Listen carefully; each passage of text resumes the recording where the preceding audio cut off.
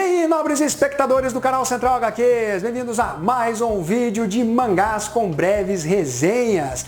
Separei aqui os mangás mais volumosos, aqueles que têm mais páginas, para ler durante as minhas férias e aí poder comentar essas publicações com vocês. E eu vou abrir aqui, galera, com A Lanterna de Nyx, volume 2 da editora Pipoca e Nanquim.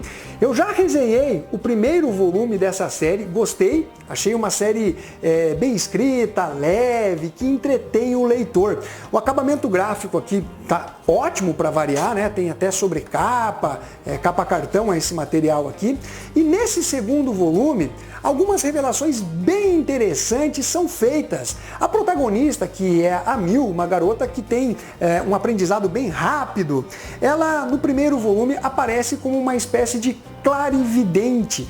Ela é capaz de enxergar as pessoas que tocaram determinado objeto, quem foi o possuidor e quem será o futuro possuidor desse artefato, dessa roupa ou qualquer coisa nesse sentido.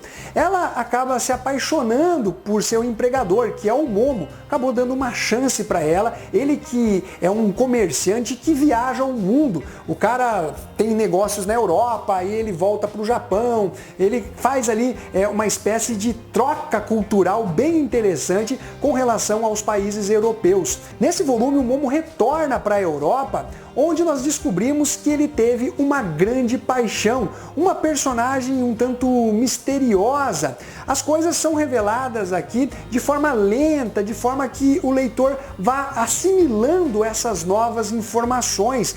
Então esse mangá é narrado trazendo duas histórias paralelas, a Mil lá no Japão e o Momo lá na Europa, né, com essa relação amorosa que lhe traz grandes emoções em algo que ele acabou vivendo no passado. Então nós temos aqui uma história de romance que continua num bom nível, que traz bastante curiosidades, fatos históricos, que acabam enriquecendo ainda mais a leitura. A arte também é de uma fluidez muito boa, o mangá tem algumas páginas coloridas, olha só, mas a maioria obviamente é em preto e branco. A autora, que é a mesma do Último Voo das Borboletas, a Takahama, tem um traço bem bonito e uma ótima narrativa.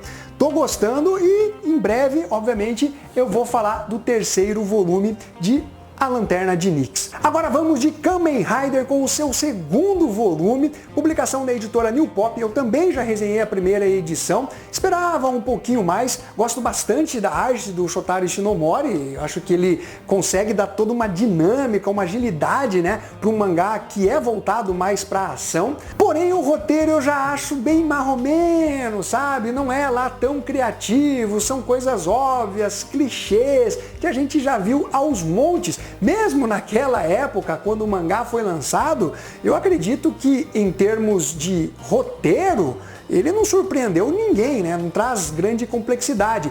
Porém, tem aqui algo que acontece nesse volume que até me surpreendeu, né? Eu não posso entrar em detalhes, senão eu vou estar dando spoilers, mas eu achei realmente essa parte interessante que envolve aí o protagonista da série.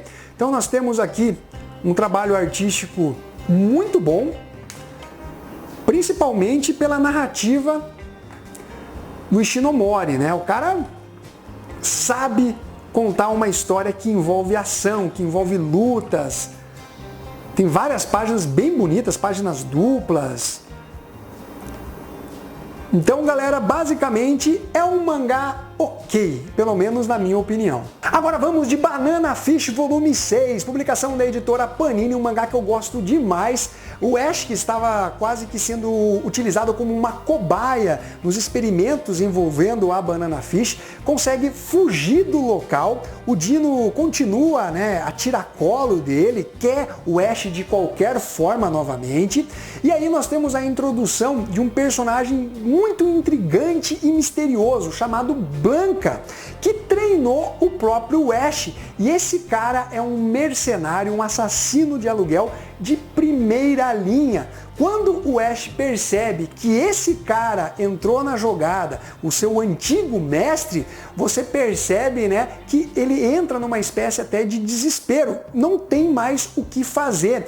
Continua ainda nas entrelinhas aquele romance que ele tem com o jovem japonês e aí mostra o lado mais humano do personagem. Ele que é um líder de gangue juvenil, só que ele é muito inteligente, badass, atira muito bem, muito astuto também, e nós temos aqui um desenvolvimento de história que, mais uma vez, prende do início ao final da edição. Eu gosto bastante dessa série Banana Fish, ela tem bastante dinamismo, ainda que em algumas páginas fiquem somente conversas entre os personagens, são conversas que agregam dentro da história e não encheção de linguiça.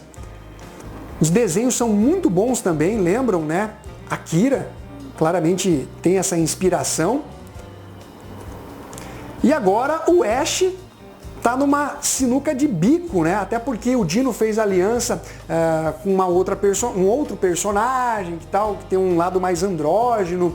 E é realmente algo muito instigante a publicação Banana Fish, porque você quer saber aonde vai acabar tudo isso. Uma publicação, galera, que eu indico para vocês.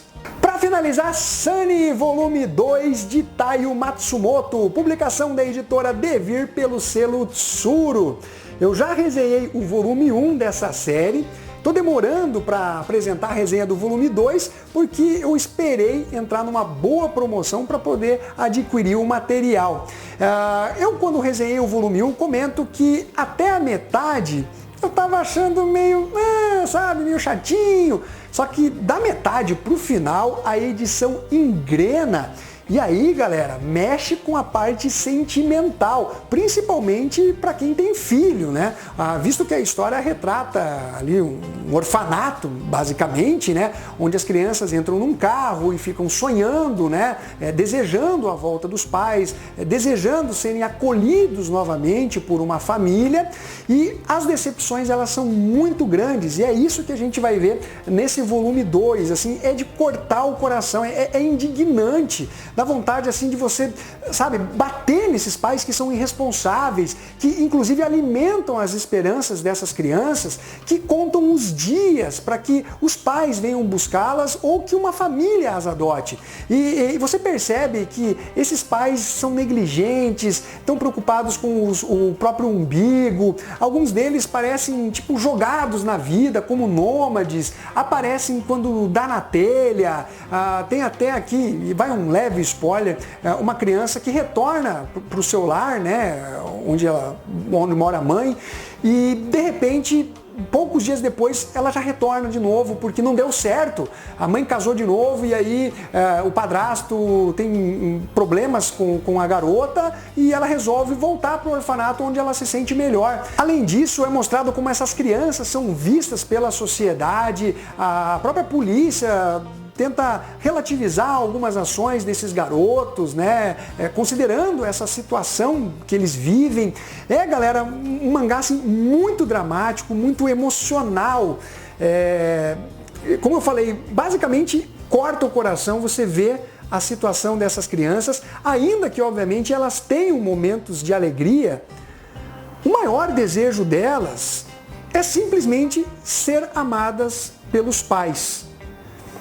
E você percebe que, infelizmente, elas estão sendo ludibriadas, não passa de um desejo, de um sonho. Mangá muito forte, galera. Eu indico demais essa publicação aqui para vocês. Material realmente sensacional, que tem um ótimo acabamento gráfico também, sobrecapa na edição, formato maior do que os mangás tradicionais.